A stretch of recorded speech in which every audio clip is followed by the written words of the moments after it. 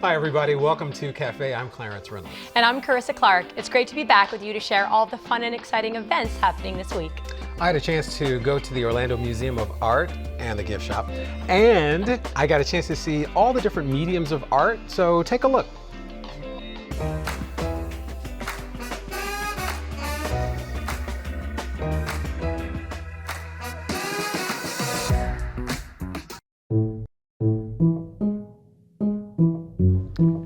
You know, Maureen, it seems like every time I come here, there's something new, but there are some permanent exhibitions here. Yeah, so we do have traveling exhibitions throughout the year, but we're really proud of our permanent collection that features contemporary art, traditional style paintings, those types of things. We also have a great contemporary graphics exhibition that's on view all the time. Famous prints from artists like Andy Warhol and Lichtenstein, so really famous artists that people know.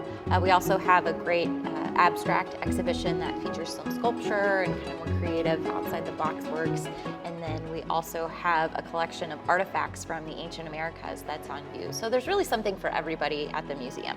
When you say something for everybody, I always think about like young artists, and I mean really young, like summer camps and things like that. Yeah, so throughout the year we offer a lot of great programs for art lovers of all ages. We do our summer camps, winter art camp, and a spring art camp that's available for kids. We also have our annual big events, our fundraisers with Council of 101, Art in Bloom, and then also the Festival of Trees around the holidays, which are great fun for the entire family. All right, and the thing I know you know I'm going to ask about, and that is the gift shop. Yes, oh my gosh, our shop is my favorite. We have free parking, open every day that the museum's open, Tuesday through Sunday. Great collection of just unique gifts, and again, just something for everybody on your list. Best gift shop ever. No, I'm kidding. So, what else can people expect when they come here? If they've never been here, what other things would you say? I'd say what we offer is a really unique experience. You know, it's not too much, it's not overwhelming. There's just enough to kind of feed that artistic side of everybody, and it's really approachable and just easy to appreciate what we have here. Maureen, thank you so much. Make sure that you take advantage of the Orlando Museum of Art because it makes living in Orlando one of the best things ever.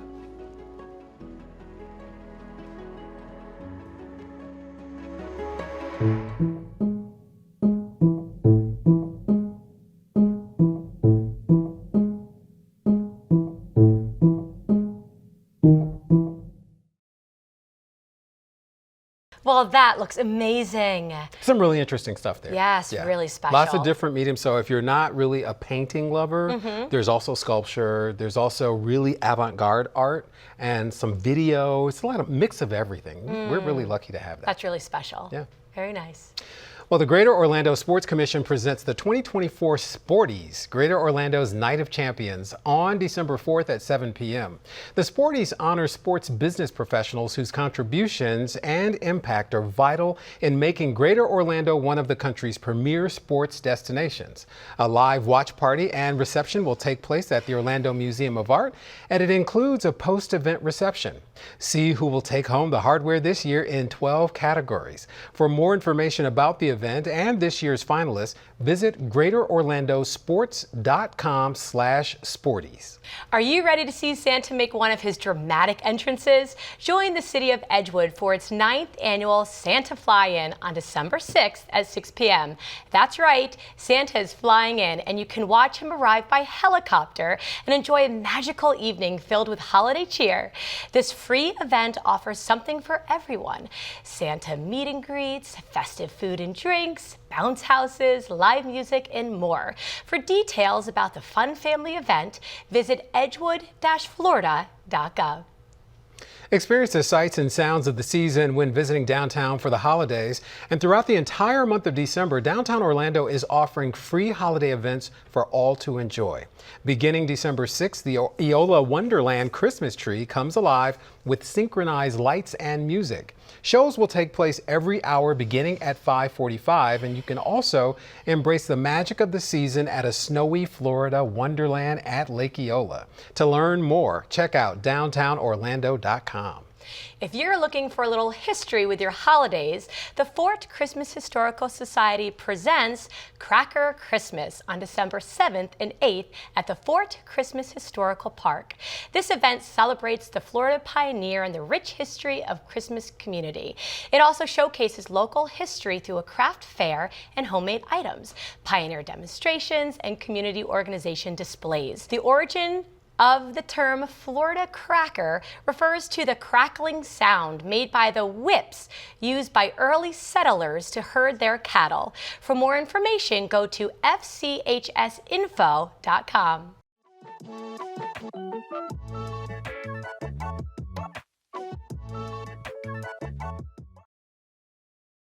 One of the jewels in the crown of Central Florida is the Orlando Ballet, and we are joined by its artistic director, Jordan Morris. Thank you for being with us today. Thank you for having me. This time of the year, the Orlando Ballet does something really special. It is a lot of people's favorite, the Nutcracker. Tell us about this version of the Nutcracker. This will be the second year of a brand new Nutcracker that we premiered last season. A very ambitious project for the organization, $3.6 million price tag on it. I spent 3 years from storyboarding and scripting, going back through the music, re-envisioning what we all know the Nutcracker, going back to the original stories by Alexandre Dumas and E.T.A. Hoffman, and trying to combine everything that was there, add something fresh. I wanted it to be something very unique for Orlando. So we added a lot of things to it, but this is really a one-of-a-kind production for Orlando and for Central Florida, really. What one or two things are people most surprised or wowed by? They are wowed in my version of Nutcracker. Clara flies. Oh. So, you know, when the Christmas tree starts growing and the living room starts growing, well, she starts to fly. So she's actually flying above the entire battle scene that's happening between the Nutcracker Prince and the Mouse King there. So I added a flying element to it, which again, the children adore, and it also makes the adults gasp as well when she takes off inside the living room. Another thing that's been very popular that we found out last year from the children was I'm from Canada originally. I spent a lot of time working with children's theater and children's television. And we did a lot of puppetry, marionettes, and hand puppets and bigger puppets, mechanical, animatronic puppets. So there's a lot of puppetry in this Nutcracker because I thought at Christmas and the children and the toys and the dolls and the marionettes.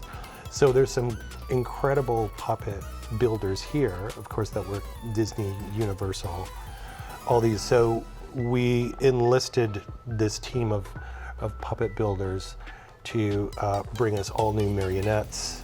And then there's a goose that gets on the loose, the Christmas goose that never gets cooked, running through the house. And in the second act, we go to a very giant mother goose. Most Nutcracker stories have Mother Ginger, where all the children come out from underneath her skirt. So I kept going with the goose motif, and it's actually Mother Goose. And she has all her little goslings around her with feathers. And then one of those goslings flies at the end as well. So sort of taking the traditional and how much more fun can we have with it, and what unique sort of things can we refresh it with while still maintaining the beautiful Christmas story and Clara's journey all the way through. That's wonderful. And you know, what's interesting about the Orlando Ballet is that you don't need all of that production because the dancers are just so good, and it's always just a wonderful show. So you've got not just the Nutcracker, but you're already probably working on the next thing. What's coming down for 2025? What's down the road? We will be doing my production of Peter Pan in February. So yay, more flying there, right? And sword fights. And I just finished staging my production Peter Pan for Oklahoma City Ballet. And now the sets are here. And right after Nutcracker closes, we'll be We'll be into the Peter Pan rehearsals, so you've got your Wendy's and Tinkerbells, the Crocodiles, Captain Hook. So again, to follow Nutcracker, another great family event, family ballet with something for everybody in it. And as you said, the dancers do such an incredible job with the movement that there doesn't need to be a whole lot extra on stage for them to really shine. Yeah, if you like the classical ballet, it's there. That's right. And having the production is just a cherry on top. It's really nice. That's right. That's So, right. as the artistic director, I've always wondered, how do you decide which shows to produce, which shows resonate with this community, and how do you pull the audience to the next thing? Right. It's probably I'm glad you asked that question. It's one of the most difficult things for a director to do, because I have to think about what challenges are the dancers ready for? Are they ready for something?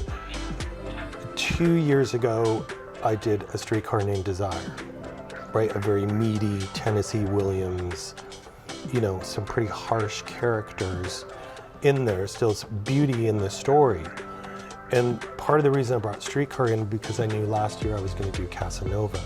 So you want to stepstone the challenges for your artists dramatically and physically and emotionally so that you set them up to succeed. And then you've got to think about, well, is the community ready for this kind of show?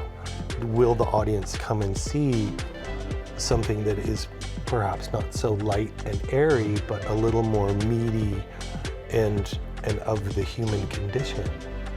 Because as artists, I feel it's our responsibility to share what we're feeling as a culture, as a city, as a society, as a community. And those are the good stories and the bad stories. We support each other through the good and the bad, right? So building and curating really a season like that, I make sure that there's something for the families. I make sure that there's something that will intrigue the intellects and the real dance aficionados. We're bringing in, for the first time in Orlando, Martha Graham in the spring, right? I couldn't believe that Orlando Ballet had not done a Martha Graham piece, so we're getting our first Martha Graham piece.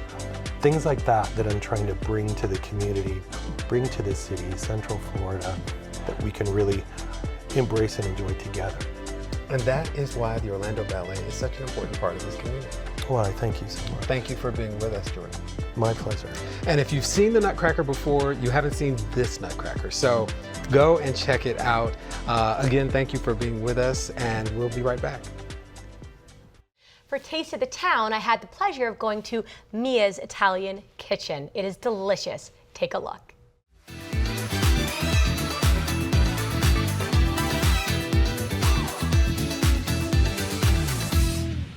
Hello and welcome to Taste of the Town. I'm Carissa Clark. I'm here at Mia's Italian Kitchen that's located on International Drive. It is a beautiful establishment with delicious food, and I'm so excited to introduce you to Miss Suzanne Clares. Thank you for being here with me. Yeah, thank you for having me. Oh my, absolutely. I love being here. I love Mia's Italian Kitchen. And kindly tell everyone at home, why is it a kitchen? Why is that so important? So we here at Mia's Italian Kitchen, we make everything from scratch. So everything is made fresh daily. We have a production team that comes in the mornings and makes all of our food. We make everything to order. Everything is super, super fresh and delicious. And you can really tell when the plate comes to the table in front of you and you taste that first bite, you can tell the difference. That it is fresh. Yes. And I'm all about fresh and delicious. I really, truly am. So wonderful. What do you have for us here today? So today we have one of our pizzas. This is a Mediterranean pizza. Okay. So when you think Italian, you don't necessarily think Mediterranean pizza. However, this is one of our vegetarian options. Okay. So it's a really fresh, delicious pizza. And again, down to our pizza dough. It's made in-house. So we make our pizza dough. We serve them in these beautiful pans, so 6 by 6. Okay. And then we're gonna cook it in our 800-degree brick oven.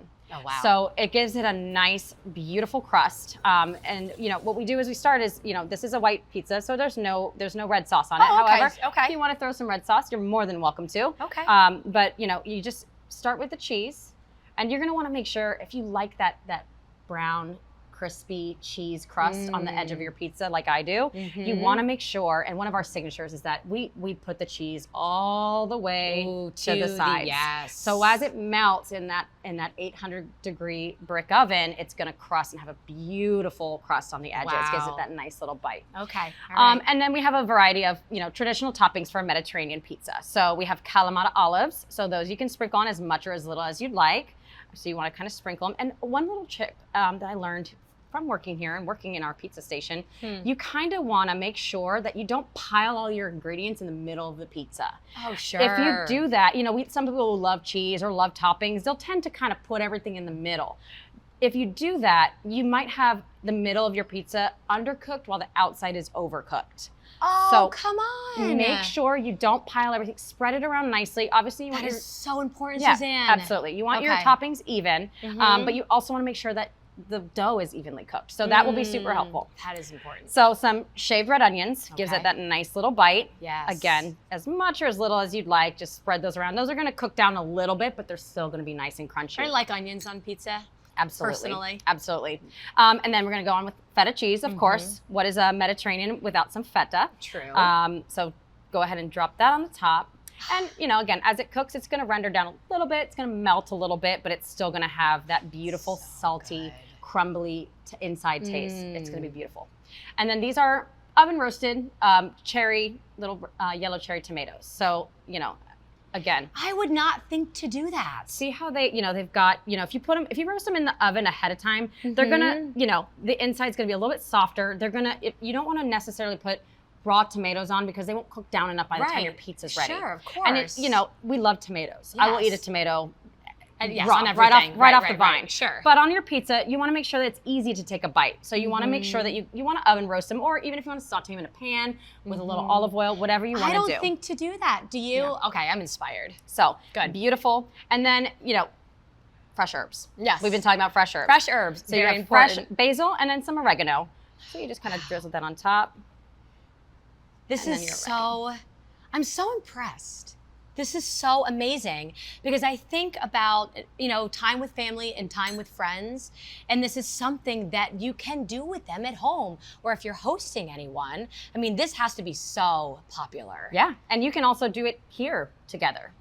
Oh my gosh, that's right. Yeah. You can. So tell everyone, how do we do So it? we do host pizza making classes, which are Yes. super, super fun. So our chefs will come out and you can book it with a group. It's $29 per person. Okay. And you can have a group of friends, your That's family, awesome. it's great for kids. They get chef hats. We let them draw on the chef hats. Are you serious? And so the chef will cool. present, you'll get your own pan, you get your own chef's hat, and you can, we get a bunch of fun toppings. So you can put whatever you'd like. You get your sauce, you get your cheese, and then you can put whatever toppings you like, and then you can watch the chef cook your pizza in the oven. It's a really, really fun event. It lasts anywhere from 40 to 60 minutes, depending on your group. You're welcome to engage with the chef, ask the chef questions. It's a really fun and informative event, and it's a great thing if you kind of want to make pizza at home, but you're not comfortable with it yet, Right, and you want right. to kind of see the process. And to also be inspired. I'm inspired by something like this. I wouldn't think to necessarily do this, and I love Mediterranean food. I love feta, I love salty. And I think there's something to be said too when a child makes their own food, they also become inspired because we as adults always want to be teaching children about, how big they can be in life, where they're, fulfilling those dreams. And to have one-on-one with a chef like that and to see what everybody else is doing, and they're most likely going to eat it because they've made it. Yes. So how does someone go about booking that? So you can book it through our catering sales director. Okay. You can put an inquiry online, and we will get you set up. It's very easy to book. And Great you can date also, night. It is. It's so fun. And if you have a group of friends, Yes. we also offer sangria making alongside of it. So while you're making your pizza, while you're waiting for it in the oven, we'll move on to how we build our house Come sangria. on. Okay, so I am so excited Yeah. because I'm about to taste this food. So obviously this is very fresh. I'm not able to take a bite of this, but I will be able to take a bite over here. Look. And I love the size. It's perfect. Doesn't that look perfect? It's Okay. a 6x6, so it's a Okay. perfect personal size pizza. I love pizza. I love pizza. Okay. Ooh, it's so warmed. Look at That cheese pull, it's beautiful. Oh, here we go.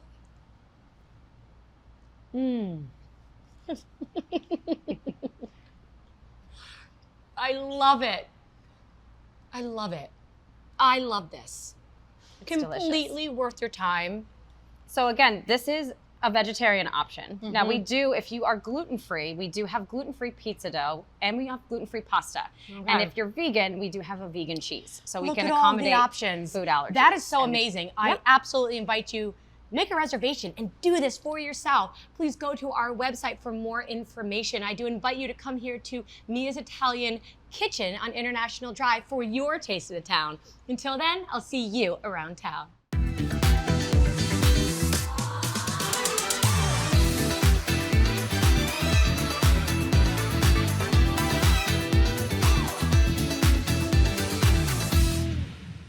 Mia's Italian Kitchen. The one on International? Absolutely. Oh, yeah. And it's a scratch kitchen. It is absolutely fabulous. If you love a parade, the Winter Park Chamber of Commerce invites you to its 72nd annual Winter Park Ye Olde Hometown Christmas Parade. The event has been held each December for more than 70 years, making it one of the oldest continuous holiday parades in Central Florida. More than 80 organizations participate, including marching bands, local police and fire departments, scouting groups, local dignitaries, and of course, Santa Claus. Visit winterpark.org for more details. Experience the best of Korean culture with authentic food, unique vendors, traditional games, K-pop, and cultural performances at the 7th Annual Korea Festival. It is free admission for a day of fun and celebration. This is the perfect opportunity to immerse yourself in Korean traditions and enjoy a day of fun and discovery. Whether you're a passionate K-pop fan or just looking for a unique cultural experience, the Orlando Korea Festival is an event you won't want to miss. Check out okccenter.com for more information. The Orlando Ballet presents a holiday classic, The Nutcracker, from December 6th through the 22nd at Steinmetz Hall. Indulge in the splendor of this captivating rendition of a cherished holiday tradition that transcends time. This is the tale of Clara, a young girl whose extraordinary journey intertwines with that of a life-size nutcracker magically brought to life. Brace yourself for an unforgettable voyage into a realm where dreams dance to life and wonder knows no bounds. For tickets and showtimes, visit drphillipscenter.org. Creative City Project presents Dazzling Nights, now through January 5th. This annual tradition is back for its 5th year, and it is bigger and more interactive than ever. All 50 acres of Lou Gardens will be transformed into a stunning winter wonderland, featuring 1 million dazzling lights, shining forests, magical displays, music, and beautiful sculpture. In addition to a brand new large-scale light show, you can expect hundreds of Moroccan lanterns and a forest with thousands of laser beams. Check out lougardens.org for more details. It's like a lot going on. Oh my goodness, it's so exciting, so much family fun. Memories are to be made. And only here can most of that fun happen outdoors in December. Yes, I agree, and I love that about living It here. really is nice. Yeah. Well, that wraps up this week of events, and if you have one that you'd like to share with us for next month, send us an email at cafe@ocfl.net. I'm Clarence Reynolds. And I'm Carissa Clark. Remember to join us next week to see what's new and exciting in your community.